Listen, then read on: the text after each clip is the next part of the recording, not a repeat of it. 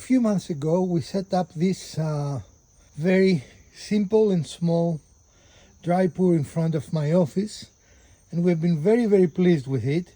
It has done exactly what we wanted it to do, and this generated the idea of creating a much bigger project, a parking pad for our cars in the side of the house, and I will take you to that location. This is the area I want to put our concrete parking pad, so we can just simply drive a car over. We're going to have to reinforce it with rebar, but other than that, it's going to be a dry pour. And why do you think I'm going to do a dry pour? Because they want $5,000 for a very small pad here, and it's going to be very disruptive to the area. They're going to have to bring a big truck here, and it's not only the cost but the inconvenience.